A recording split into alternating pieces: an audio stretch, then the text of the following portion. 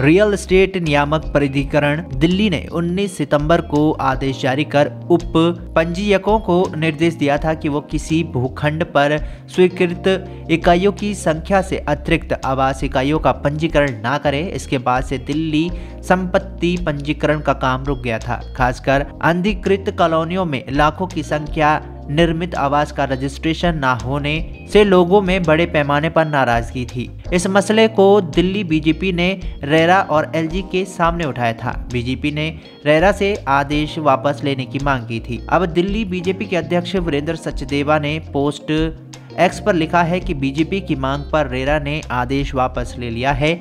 हमारी पार्टी ने बीते सप्ताह दिल्ली के रियल एस्टेट नियामक प्राधिकरण की सितंबर 2023 की अधिसूचना की निंदा की थी, साथ ही इसे वापस लेने की मांग की थी। बीजेपी की मांग पर रेरा नोटिफिकेशन वापस लिया गया। अब कल से दिल्ली में संपत्ति पंजीकरण पर से रोक हटेगी और फिर से संपत्ति पंजीकरण शुरू हो जाएगा।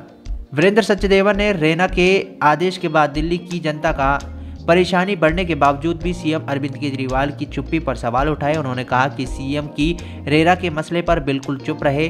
दिल्ली की जनता इस बात को जानती है। इसके अलावा दिल्ली की एलजी विनय सक्सेना का आभार जताते हुए कहा कि उन्होंने इस मसले में हस्तक्षेप करके रेरा को नोटिफिकेशन वापस लेने के लिए बाध्य किया है। बता दें कि दिल्ली के उपराज्यपाल वीके सक्सेना ने प्रदेश की रियल एस्टेट नियामक प्राधिकरण से अपने आदेश की फिर से समीक्षा करने की अपील की थी। उन्होंने रेरा को बताया था कि नए आदेश में दिल्ली में संपत्तियों का पंजीकरण रुक गया है।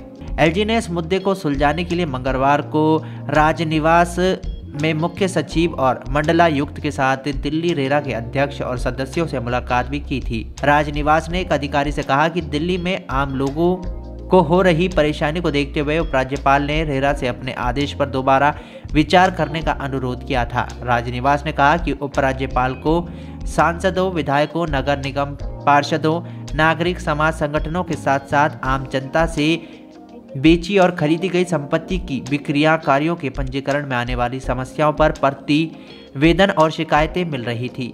रेरा ने 3750 वर्ग मीटर और उससे अधिक आकार के अन्य भूखंडों की आवासीय इकाइयों की संख्या भी तय कर दी थी।